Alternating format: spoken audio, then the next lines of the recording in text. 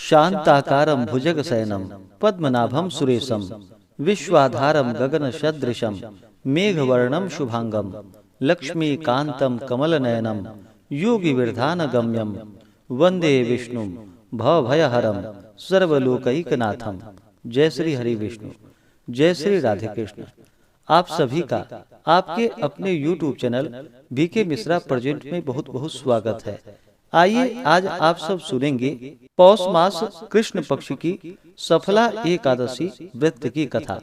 इस बार सफला एकादशी का व्रत जो कि 7 जनवरी 2024 दिन रविवार को किया जा रहा है।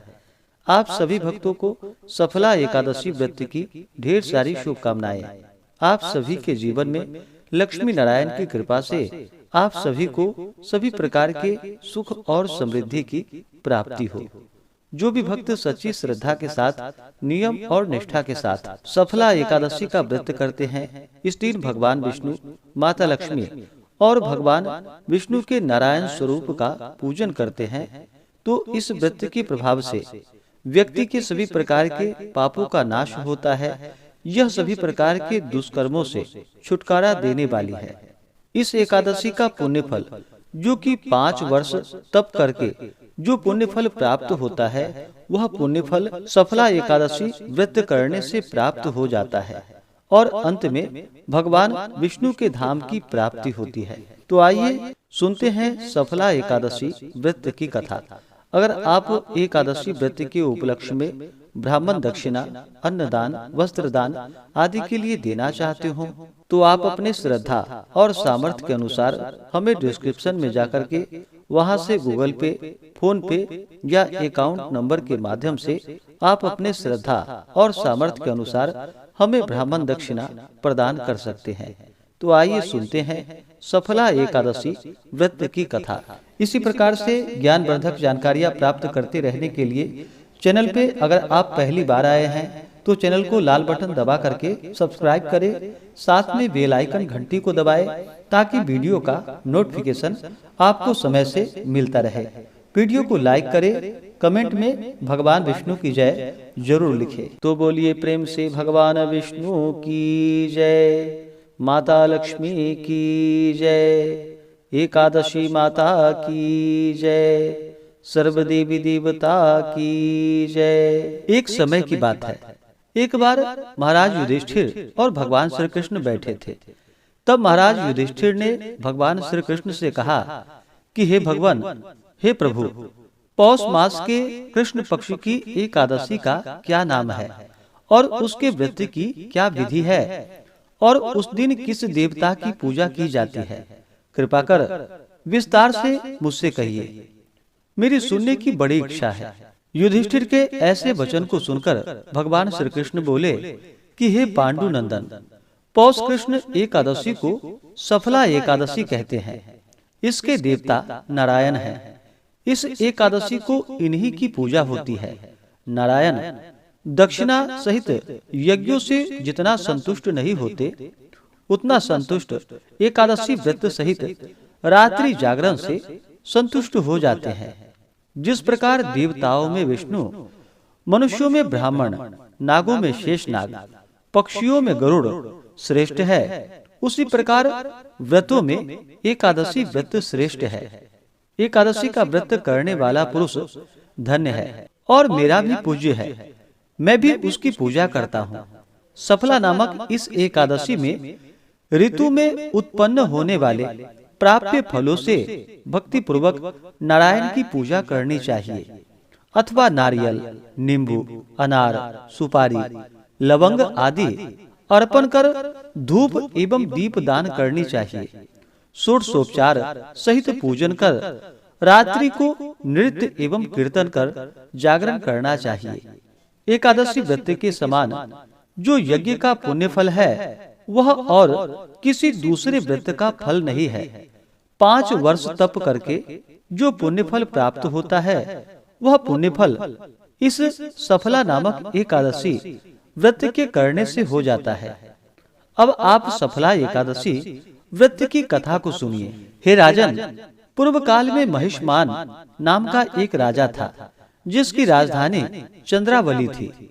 उस राजा के 4 पुत्र थे। सबसे बड़े पुत्र का नाम लुम्पक था। वह बड़ा ही दुष्ट, महानीच, पापी, धूर्त, हरि निंदक और वैश्यागामी था। साधु, वैष्णव एवं देवद्रोही था। उसके पिता ने उसे बहुत बार समझाया, मगर उसकी समझ में कुछ नहीं आया। तब विवश होकर राजा ने उसे देश निकलने का दंड दिया। राजकुमार लुम्पक दंडित हो पास के ही एक वन में जाकर रहने लगा और अपने पिता के ही राज्य में चोरी और डाके डालने लगा और फिर प्रजा को तंग करने लगा। राजा के अनेकों प्रयत्न करने पर भी वह पकड़ा जाकर दंडित नहीं हो सका। उसका उत्पात एवं हत्या कार्य दिन दुना और रात चौगुना बढ़ता ही गया और वह एक महान पापी हो गया। परंतु संयोगवश उसने अपना स्थान जहाँ बनाया था वह एक पुराने पीपल के नीचे था और वह किसी समय किसी की तपोभूमि रह चुकी थी। एक दिन लुम्पक को अपना शरीर कुछ अस्वस्थ मालूम हुआ, अस्तु उसने उस दिन कुछ भी भोजन नहीं किया। दूसरे दिन एकादशी थी। लुम्पक को बड़े जोरों का ज्वर हो आया और वह दिन भर अचेत ही पड़ा रहा। मध्याह्न के समय में उसे कुछ भूख सी मालूम हुई और वह धीरे धीरे चलकर वन से ज्यों तो करके कुछ फल लेकर आया और उस पीपल के नीचे बैठ गया। थकावट से उसका शरीर पुनः भारी हो गया और फलों को खाने की इच्छा ही नहीं हुई। तब उसने फलों को उसी पीपल की जड़ में रखकर कहा कि लीजिए वासुदेव भगवान, अब यह फल आपको ही अर्पण है। यह कहकर वह उसी जगह पड़ा रहा और रात भर कराहता और छटपटाता रहा। संयोग इसी को कहते हैं कि इच्छा से अथवा अनिच्छा से वह 10वीं से नियम पूर्वक रहकर एकादशी को भूखा रहा। संध्या समय ऋतु फलों को श्री वासुदेव को अर्पण कर रात भर जागता रहा। इस महापुण्य से उसके आज तक के समस्त पाप जलकर राख हो गए और उसके हृदय में ज्ञान का प्रकाश उदय हो गया। उसी समय एक सुंदर घोड़ा अनुपम और दिव्य साजों से सजा हुआ उसके सामने आकर खड़ा हुआ।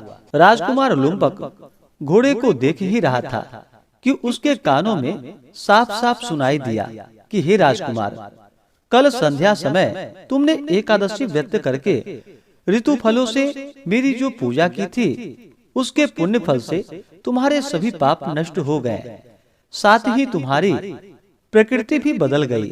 अब तुम इसी घोड़े पर सवार हो अपने पिता के पास चले जाओ, वह तुम्हें आदर पूर्वक रख लेंगे और तुम्हें तुम्हारा खोया हुआ राज्य भी देंगे।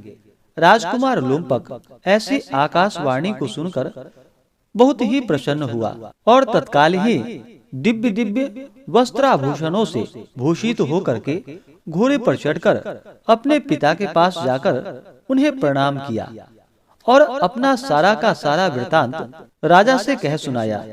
राजा अपने पुत्र के ऐसे वचन को सुनकर और उसे परम तेजस्वी जानकर अत्यंत ही प्रसन्न हुआ और शीघ्र ही घर बाहर का सारा काम बंदोबस्त करके राज्य भी उसके हाथों में सौंप दिया। राजकुमार ने अत्यंत निपुणता के साथ अपने राज्य को संभाला और फिर प्रजा भी संतुष्ट हो गई। राजा हर मास की एकादशियों का व्रत नियम पूर्वक करने लगा और अनेकों पुत्रों का पिता हो अंतकाल में स्वर्गलोक में जाकर आनंद करने लगा। हे राजा, इसी प्रकार जो कोई भी इस सफला नामक एकादशी का व्रत करता है उसके सभी मनोरथ पूर्ण हो जाते हैं। तो बोलिए प्रेम से भगवान विष्णु की जय, माता लक्ष्मी की जय, नारायण भगवान की जय, भगवान श्री कृष्ण की जय, एकादशी माता की जय, सर्वदेवी देवता की जय। इसी प्रकार से जो भी भक्त सच्ची श्रद्धा के साथ नियम और निष्ठा के साथ सफला एकादशी का व्रत करते हैं, भगवान का पूजन करते हैं, कथा श्रवण करते हैं, भगवान विष्णु उनके सभी प्रकार के पापों को नष्ट कर देते हैं तथा सुख और समृद्धि का आशीर्वाद प्रदान करते हैं। इस बार सफला एकादशी का व्रत जो कि 7 जनवरी 2024 दिन रविवार को किया जा रहा है। अब आइए जानते हैं सफला एकादशी व्रत के शुभ मुहूर्त और पारण समय के बारे में। एकादशी तिथि प्रारंभ समय 6 जनवरी 2024 दिन शनिवार रात्रि 12:44 और एकादशी तिथि की समाप्ति है जो कि 7 जनवरी 2024 दिन रविवार को रात्रि 12:48 पे। तो सूर्योदय व्यापनी के अनुसार शुद्ध रूप से जो कि 7 जनवरी को व्रत धारण किया जाएगा और इस व्रत का पारण जो कि 8 जनवरी 2024 दिन सोमवार को व्रत का पारण किया जाएगा। एकादशी व्रत का पारण जो कि हरिवासर समाप्त होने के बाद करना चाहिए। हरिवासर का समय द्वादशी तिथि का पहला चौथाई हिस्सा वह समय हरिवासर का होता है, उसे छोड़ करके व्रत का पारण करना चाहिए। तो इस बार सफला एकादशी व्रत का पारण जो कि 8 जनवरी 2024 दिन सोमवार को किया जाएगा।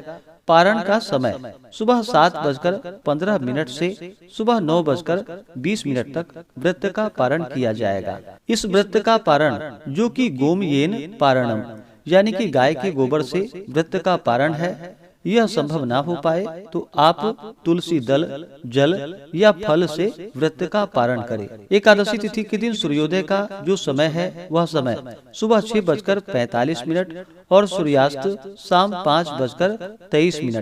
ब्रह्म मुहूर्त का जो समय है वह समय सुबह 5:27 से सुबह 6:21 तक होगा। एकादशी तिथि के दिन राहु काल का जो समय है 7 जनवरी को वह समय शाम 4:03 से शाम 5:23 तक और 8 जनवरी को सुबह 8:04 से सुबह 9:24 तक राहु काल का समय होगा। राहु काल समय के दौरान कोई भी नया कार्य या शुभ कार्य आदि नहीं करनी चाहिए। तो आशा करता हूँ कि यह जानकारी आपको अच्छा लगा हो। ऐसे ही ज्ञानवर्धक जानकारियाँ प्राप्त करने के लिए चैनल पे अगर आप नए हैं तो चैनल को लाल बटन दबा करके सब्सक्राइब करें, साथ में बेल आइकन घंटी को दबाएं ताकि वीडियो का नोटिफिकेशन आपको समय से मिलता रहे। वीडियो को लाइक और शेयर करें। भगवान विष्णु का कृपा आप सभी भक्तों पर सदा बना रहे। जय श्री राधे कृष्ण। धन्यवाद।